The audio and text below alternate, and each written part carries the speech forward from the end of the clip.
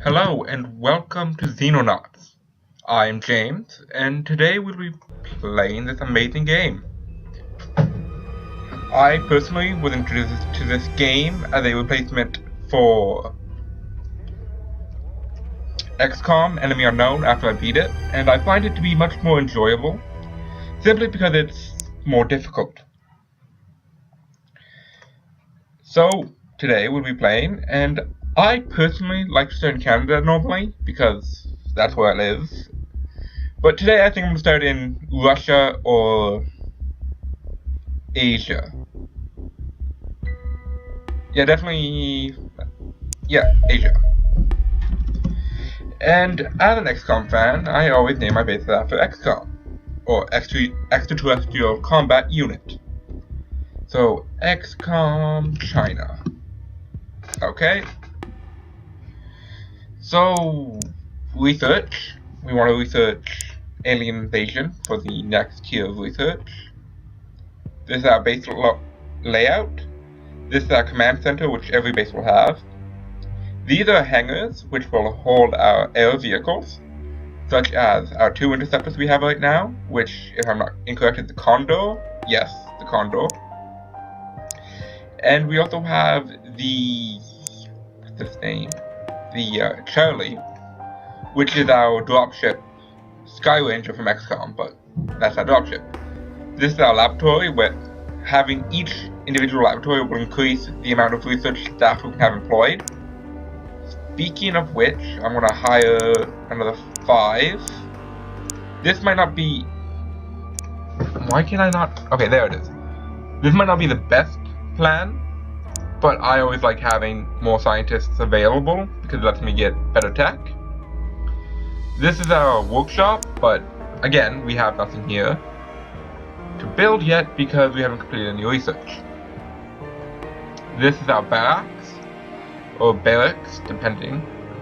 And here we can manage who we have in each squad of Sky Ranger.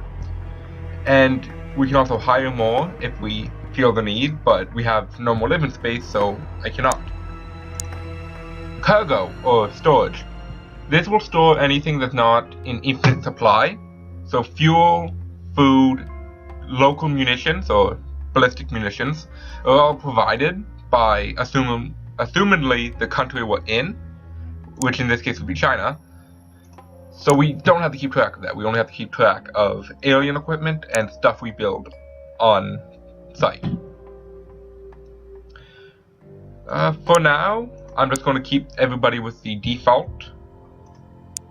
So we get assault, heavy weapons. What does heavy weapons carry? LMG, carrying weight. I'm going to provide some grenades so that if we need it, we have it available. And, you know, can't have heavy weapons without heavy weapons. Okay, so that now this should be the default for every heavy weapons guy we have. For the one heavy weapons guy we have. So let's just try this out. If we change over here to a heavy weapons, yes, they have the 2 grenades. So what's C4 for? Demolishing structures. And okay. Meh, I'm not gonna take it. But it's interesting. Can this fit? Yeah, it could fit. If we got rid of all our ammo, which I'm not going to do, but put a med pack in the belt. This is our vehicles, our land vehicles we have. So these would be things like your scout car, your jeep, your amazing things. I have none because I've completed no research. This is your hangar, and interceptors are stored separately from your dropships. So your dropship obviously has no ammo, but it still shows you ammo for some reason. Whereas the 2 Condors have ammo, 1 of each of their missiles, and their autocannon, which they have 80 ammo of. So right now we're just going to go and fast forward for a arbitrary amount of time until we get research done. So I'm using a couple of mods right now, And one of them I'm using is the Lore Plus mod, which is a personal favorite of mine. I've never used it, but I always like having a little bit more to read. You know, it makes the game more interesting, in my opinion.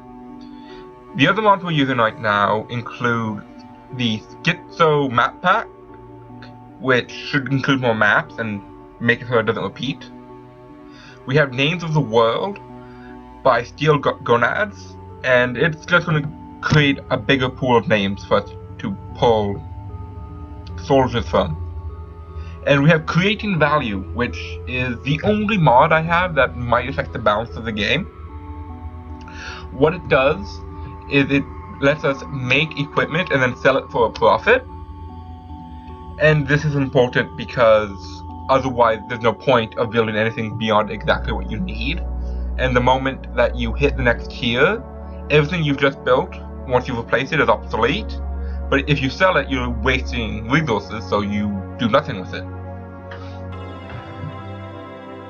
Alien Invasion.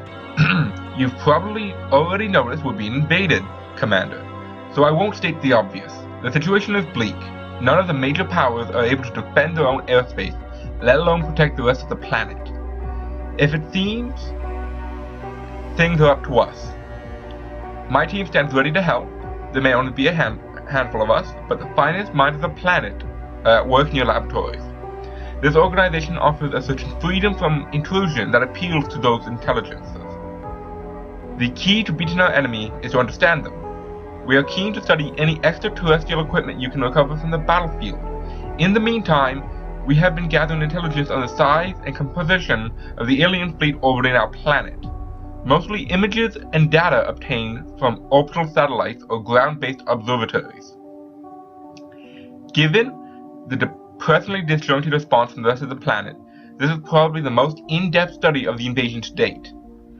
We have conclusively identified over 3,000 separate UFOs in orbit around the planet, with several times that amount of additional portable signals. The fleet is composed of crafts of various sizes. The UFOs already sighted entering our atmosphere represent the smallest orbital signature detected, while the larger signals are identified appear to be enormous warships with dimensions rivaling that of our modern aircraft carriers. Pretty freaking huge. A glimmer of hope remains. The alien craft seems poorly suited to atmospheric flight. Our interceptors may enjoy some early success against the superior extraterrestrial vessels simply due to being better adapted to our atmosphere. This may also explain the appearance of only relatively small crafts in the skies above our planet. Our scientists theorize that the aliens will have to modify their craft to enter our atmosphere. The larger the craft, the longer it will take. If they are correct, the largest crafts will only appear in the later stages of the invasion. Perhaps this will afford humanity, read us, enough time to organize a more effective defense. I have two recommendations: that we consider supplementing our existing F-17 Condor aircraft with a heavier interceptor capable of carrying more powerful weapons, and that we investigate some form of battlefield support vehicle to aid our soldiers while securing crashed alien crafts. Both proposals are already on your desk. Okay. New research. Go to the research screen. I'm going to start with the high-speed interceptors, if only because that seems more important. But we can research multiple things at a time, as opposed to XCOM Enemy Unknown. So, I believe we're capped at 5, but that just might be because I've never tried to research more than 5 at a time. And each scientist has less of a benefit to the research than the initial scientist. It's a decay over time, but instead of time, it's over scientists added. Also, if we build a new base, with the Build a New Base button up here, the scientists in the second base will collaborate with scientists from the first base and research collaboratively rather than independently, unlike the workshop where everything's independent to the base. Now we have to objective: secure a crashed UFO with ground forces. Fun. So let's speed up time and hope for a contact. And I don't think we're going to get one. Okay, so we got the 5 scientists we wanted. So I'm going to put them on the car because it'll give us a vehicle to supplement our rather weak soldiers with. From the little bits I've played of this game, you happen to lose soldiers in one shot. Now, I've never actually used the scout car because I haven't found it necessary yet. But, okay, so UFO 1 detected. Size, small. No escort. Altitude of 16,000 meters. I hope it's meters at least. Heading east. So this is that one. Heading east. So it's going to be heading over water. Speed really damn fast. Okay, intercept. Condor 1. Launch. UFO 2 detected. It's also traveling east. Still pretty freaking fast. Everything's the same. So this travels east. We're most likely going to hit it over land. So intercept. Send the other one. Other one. Go. Now we'll speed this up a little bit so that the interception happens. So we're going to do this manually. Alright. So welcome to air combat. The more interesting part of this compared to XCOM Enemy Unknown. Rather than a mini game that just arbitrarily determines if you're going to win the combat, it's actually done for you. So I'm going to drop speed so that I can rotate and get a good angle of fire.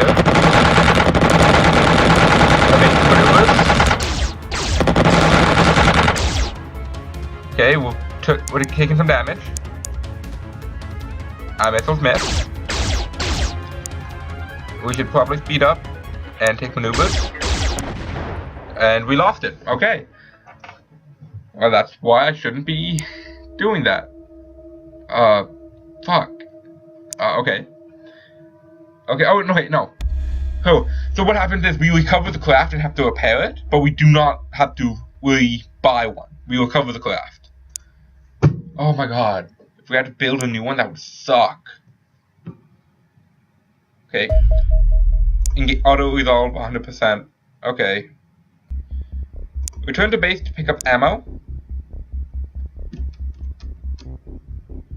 Okay, come on. Reload. Okay. If we intercept. Oh, we can't even. Okay, we can't even send it out with partial ammo. Oh, crash site. Intercept. Go. Intercept. Go. Oh, you son of a bitch. Sorry, pardon my language. We were inches. Oh, that son of a. Okay, so we're doing ground combat as it loads. And ground combat is a lot like XCOM. We use a good system, which XCOM did use, but it just hid it under the hood. And moment now. Basically, one of the strengths of this game, I find, is that it has a lot more granular control. Okay, we're doing a night mission, great. So, what we have here is the command interface. These are our soldiers. We have sniper, 2 assaults, heavy weapons in the middle, 2, and the rest are assault. The time units, as seen here, indicate how far we can move. This guy will have to jump out the side, so let's start with this guy. So, this green line represents the area we would move along, or the path, I should say. And the number represents not how many points you would spend, but how many you have left. So I'm gonna hide here. And here's the reason why I don't like night missions. You have to throw flares to extend your sight line, so you can take full advantage of your soldiers. So this guy, moving. And we're gonna flare over here and extend our sight line. Alright, so no contacts. Okay, well I guess I should look this way around the ship. Do I have time? Yeah, I do have enough units. Let's throw a flare so I don't get blindsided. Okay, it looks like it's a fence and there's no thing on our side, so that should be pretty safe for us.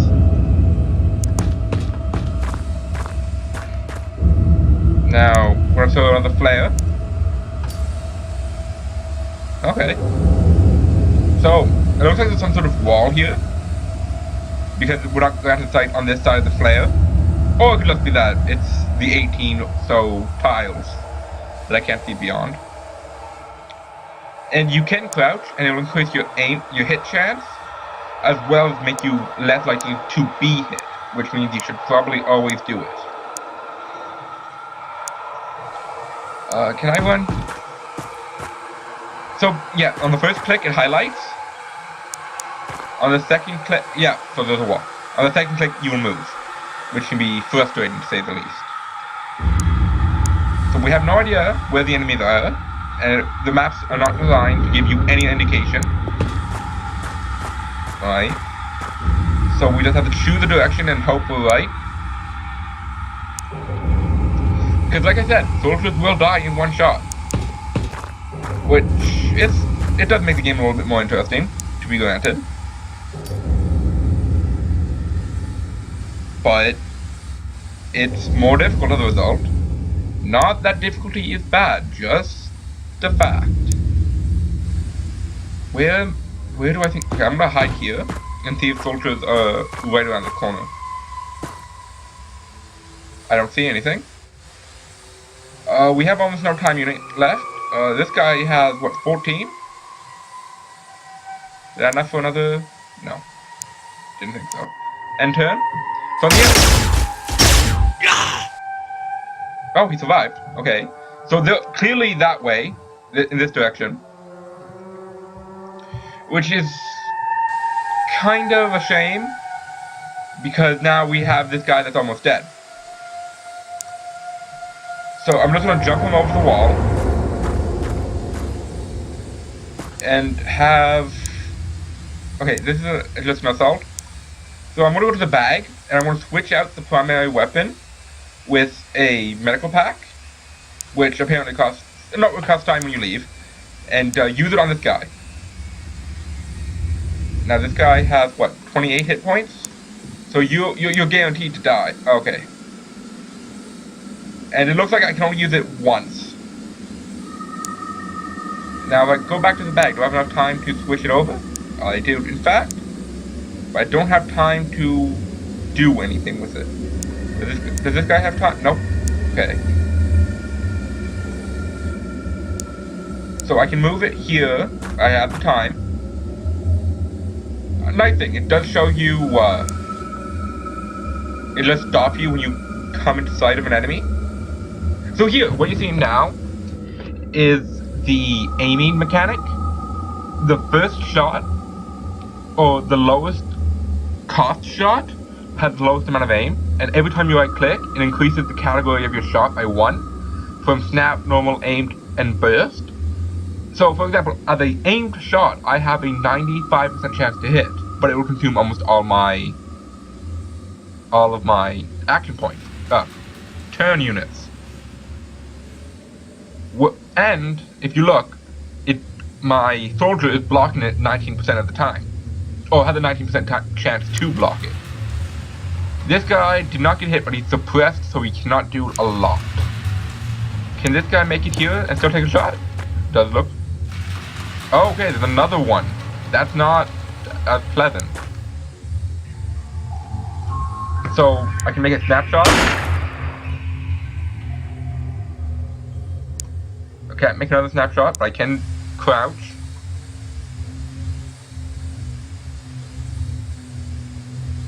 I'm suppressed, cannot get this guy to do anything, but I can reposition, and I will do just that.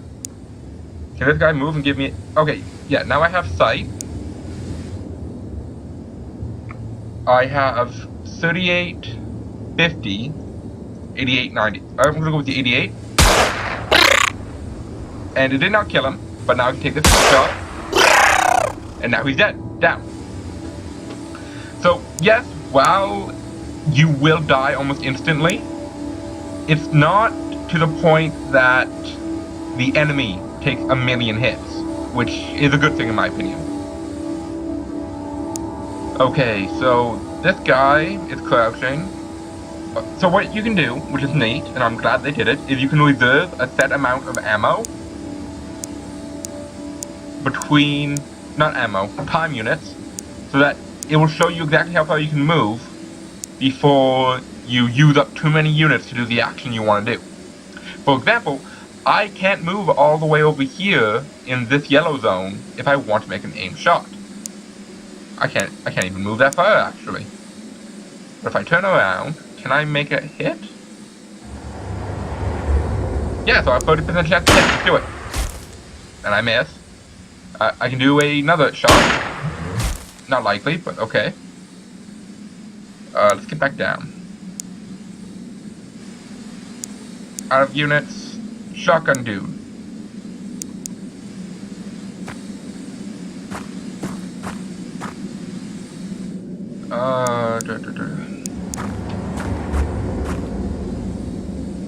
Yeah, so again, there's this yellow zone, and that indicates I'm out of range. But I'm just gonna crouch and hope that guy doesn't get shot at. Run this guy all the way over here where he's safer. I'll never say safe in this game, but safer. And that's all units, and I'll probably lose someone as this guy fires back. Okay, he's running. Ouch. Okay, so he missed. So that guy's still alive, thankfully. They just suppressed their own unit, which is good for me. Really good for me. But that means that there's more than... Oh, damn it, it's bleeding. Okay. So I'm gonna want to be... here?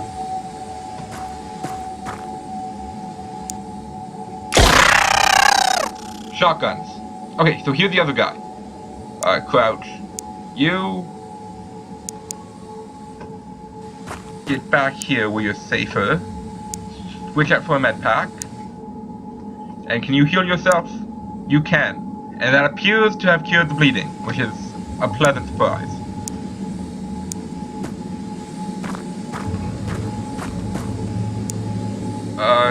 I can't hide here. Okay, so they had somebody there. Oh, shoot. That guy's out of cover now. Okay. And that just goes to show you how quickly things can go badly for you.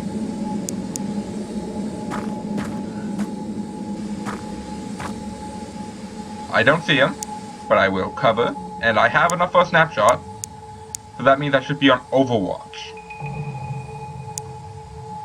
Oh, that's neat. Shows you roofs and walls.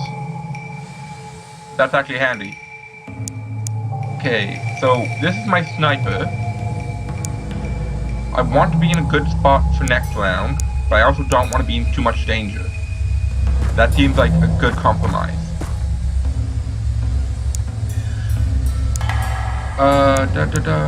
So I'll move him up here. And it looks like the actual value of a lot of these shot types is dependent on the soldier rather than just on the weapon.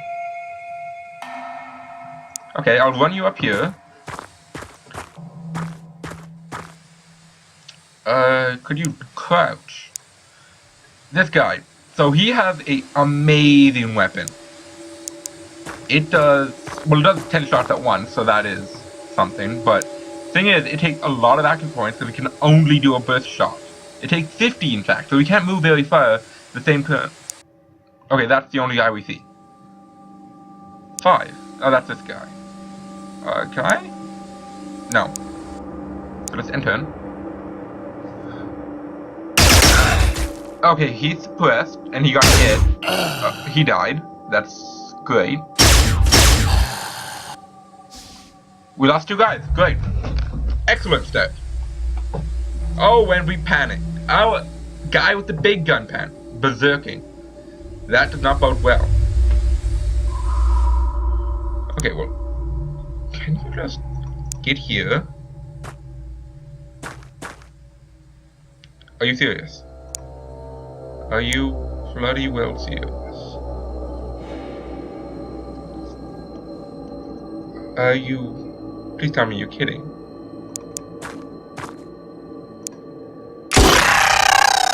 Is he dead? Yeah. Oh, he's dead. That's good. That means we can refocus.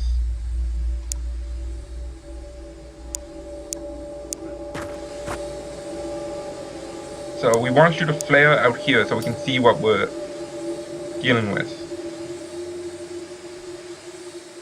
So I can do that, and I can't do any aim shots, but I can...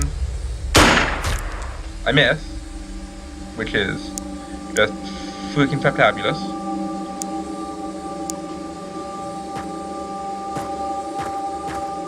But hey, it's great. And he had no action because he panicked. Great. Quality soldiers I have here. Okay. Apparently I have quality soldiers that can hit the broadside of a barn. Can you heal yourself? You cannot this turn. Okay. So switch out for your gun. And why don't we see if you can't do something?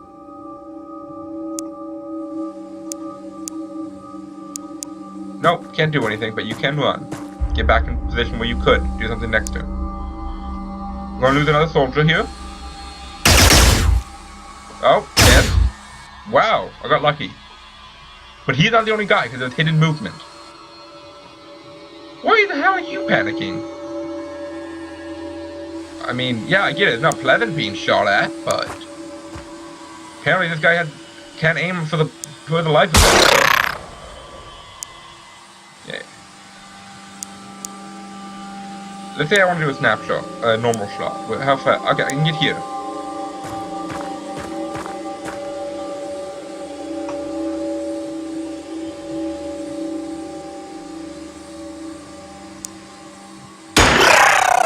Okay. So another one bites the dust, and another one bites, and another one bites the dust. Oh, I want to get copyright. Okay. So, I hate night missions. No. Give. Okay. Switch to somebody else. Switch back to you. Give me your this, and let's not see if we can't reveal something. So what I think is we have infinite players, so it's not like we're going to be stuck not knowing what's going on for the whole mission.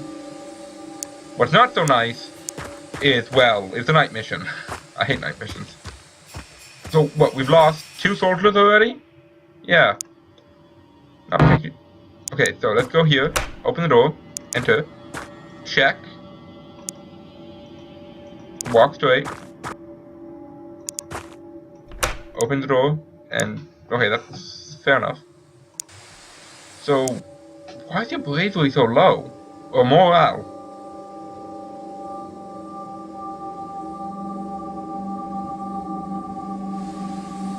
Okay, we'll enter in, and let's hope we can crack down and get this done and over with. Oh, okay. So it's this dude. Can we move here and do a flare? It's really annoying that I can't see wall. Okay. Most annoying part of this mission is the lack of sight. Like, if I could see what was going on, I would not be having as much trouble as I am. Yeah, and this is me who just said, oh, I like that the game's so difficult.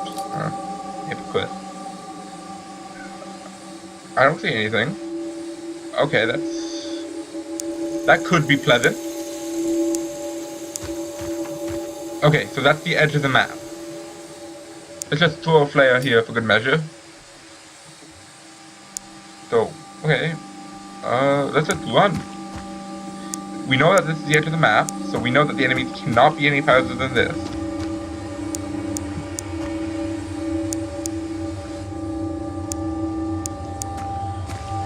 Which also means we need to spend a lot of time moving, just to be in position. Alien turn.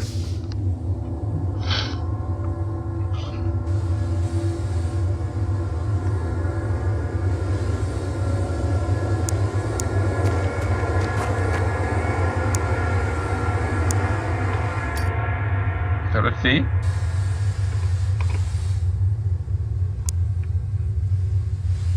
Cheetah, tell me, what do your elf flares see? Okay.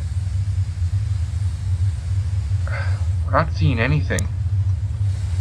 It's annoying because we'll have to risk somebody just to run up and check. Well, get down. I mean, can I just... Oh, here, I'll just run straight up and see what I can see.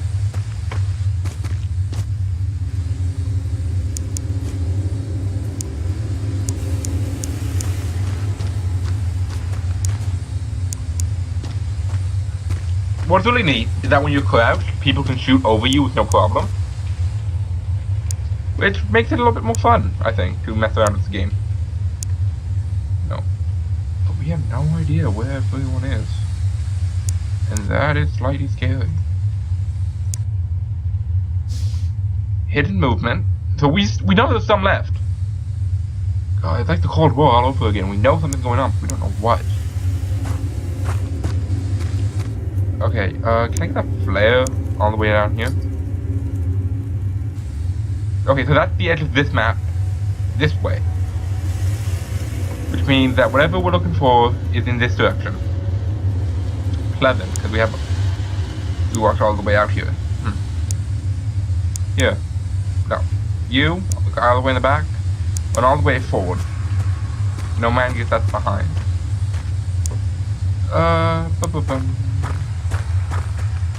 Yeah, but like I was saying, people die in one shot, so... Two if you're lucky. Oh, not lucky, I guess. Lucky's the wrong word.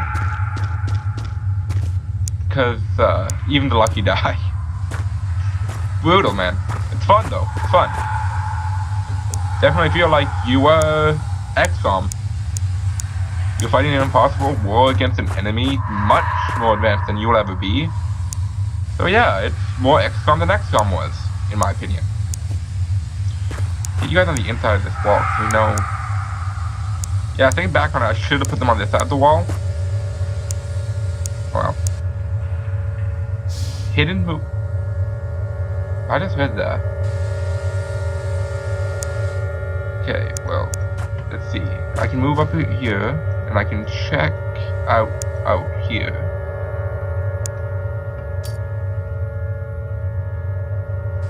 Okay.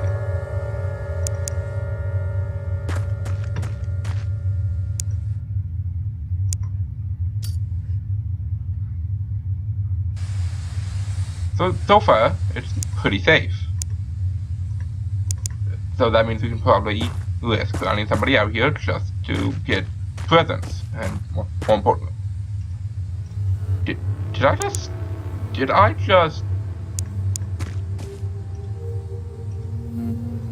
Oh, that's a ally. Oh. Way to give me a heart attack, game. Really, good job. Fuck.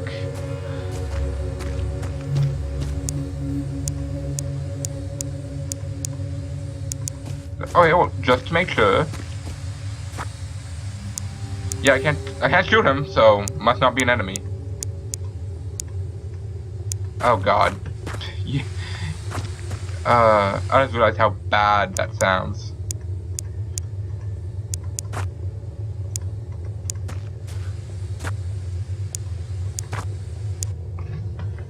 Be a little bit risky, because I have a feeling that... Why are you moving during the alien's turn? Okay. Maybe it's just a... Okay, so here's the ship. Now that we know where the ship is, let's set up some flares. So I mean, if alien movies have taught us anything, it's that aliens are always close to the ship. Oh, I hate that sound effect. That's ugh.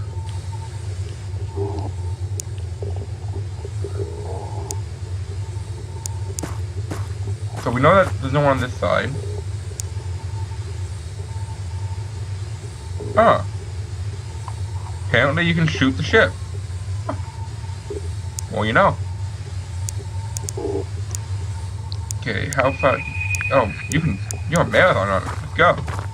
Let's go all the way. And duck. You know, it would be awesome if I could just script this dude to help me.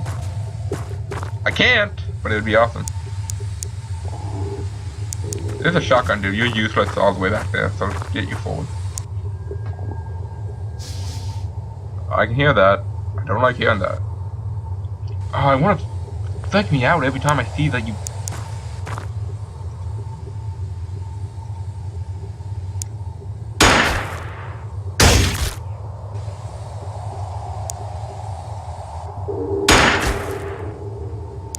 Okay.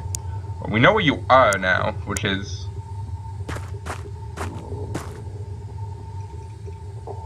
Okay, I can't quite afford a burst. Yeah, I can. Oh, what? Okay. Oh, you're suppressed? That's actually really good.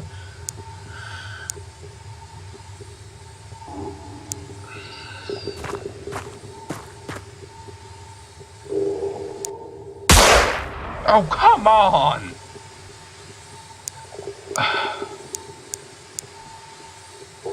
This guy's useless if you can't have a full action, so let's just run him up here. 16? You can shoot on a 16?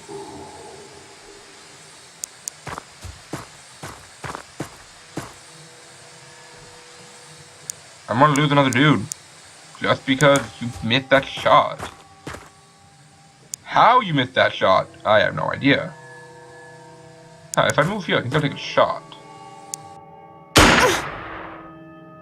Oh, for what? Oh, that's ridiculous. I'm upset. Oh! Oh. Oh. Christ. Okay. Grenade? Yeah, sounds like a grenade. Looks like a grenade too. And it quacks like a... Oh, you're bloody bleeding? Okay, that's sad.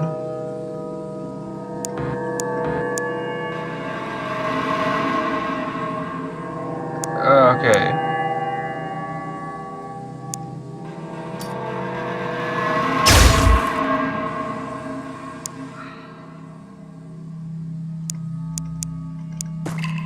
Back up.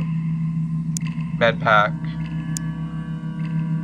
Apply med pack to face. Apply med pack to face. Med pack applied to face. It worked.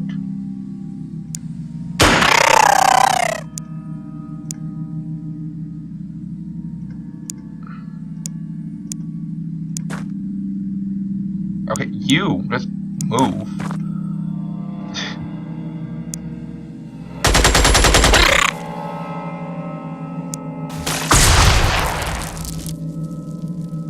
I blew up the alien. Yay! Oh, what's this? Oh, that's the metal, like, yeah, Belford the Furious wound until you get bravery. Okay, so data core alloy corpse. Non-combatant corpse. Oh shit, one of those was a civilian, I feel bad. Oh, I destroyed one. And hey, I made money. Yeah, so, another thing. These things that you can't use are automatically sold, so you don't have to bother. Close. Okay, so, what else? You need to make plans. Well, we did just lose a soldier, and storage space of people is becoming a problem. So let's build another living quarters. In 5 days it'll be done. What else? Oh, let's... oh, no, it's not done. That's right. Research. We're pretty good on the interceptor and we're average on the car, so that means we can probably expect it to be done soon. Come on, get us home. everything's fully operational, I believe. That's what it sounds like. Oh, no, this one still has to be repaired. Okay, autopsy. A Xenonauts is a humanoid alien that stands approximately 170 centimeters. I imagine you share a surprise that they resemble humans so closely. The chance is about 0, yeah. Physically weaker and less hairy than humans, with bone fractures occurring only 60% of the force of our bones. Prolonged exposure to zero gravity, or low gravity, is the cause. Their physiology is similar to our own, with most internal organs present in a recognizable form and a remarkably similar skeletal structure. A couple of exceptions noteworthy: larger cranium containing corresponding brain tissue, vocal cords astralized to the point where verbal communication would be impossible. The latter suggests the creature has translated words. Perhaps, okay, this is my one bone pick. A telepathic link. While, yeah, scientifically possible, we have bugs that can show it's theoretically possible. This is ridiculous because I want to point out that no scientists would immediately think telepathic link when viewing the first autopsy of a species. Okay, whatever. Extensive signs of genetic modification at the cellular level. Xenonauts tissue provides only a single sex chromosome, and more importantly, samples taken across multiple enemy combatants show that they are genetically identical, that is, they are all clones. Genitalia are present, but heavily astralized. Asexual reproduction is obviously at work, but almost certainly facilitated by some form of technology. A metal valve in the upper spine is linked to the creature's circulatory system, which may indicate an artificial method of blood filtration that replaces excrement. An undersized liver and kidneys suggest it is certainly possible. Indeed, if administered regularly, this blood filtration could also remove the need for consumption and digestion of foodstuffs entirely. Nutrients could be fed directly into the bloodstream. Has extraterrestrial technology surpassed their biology? Frankly, this corpse... Okay, yeah. Non-combatant. Okay, oh! Huh. From the earliest recorded crash landings in Polgia... What? All the way back then? To famous incidents such as the gay-shed grey adoption, humanity has an endless fascination with little green men from Mars. Now they're here with sinister intent. I've prepared a summary of what we know for your distribution, as brave boys have slept through every briefing I gave. Perhaps you can invite them to a story at bedtime. It is unsurprising that our soldiers have torn through Xenonauts like sharks in a swimming pool. Several subjects have brought in for study are ill prepared for a fight. Red jumpsuits seem to fill non-combatant roles such as technician or navigator. Given the unique genetic structure, they may be manufactured on a production line basis, then programmed to meet specific manpower needs. Like our own pilots and engineers, they are lightly armored and perform poorly in ground-side combat. Jumpsuits are resistant to impacts, but while I can absorb a 9mm bullet, it is considerably less effective against the hail of rifle fire. I would expect to find non-combatants on every UFO you bring down, but never in any dedicated combat operation. Okay, neat. Close. Light UFO. My team has finished preliminary studies on the UFO hull. We've designed it the Light Scout. It is very small compared to some of the orbital signals we have detected, barely more than a probe. It is approximately a dozen meters from nose to tail, composing a saucer section and 2 wings filled with what we believe to be sensor equipment. 2 small thrusters mounted on the back of the saucer provide propulsion. The craft does not appear to have a reactor of any kind, instead seem to draw power from rechargeable capacitors in the wing. It is almost certainly not capable of independent operation, instead needing to be launched from a home vessel at the start of each mission, and return thereafter. It has poor combat performance for such an advanced vessel. It is no match for one of our Condor interceptors. The main weapon is an energy cannon mounted underneath the saucer, which has relatively slow firing speed and a shorter range than our Sidewinder missiles.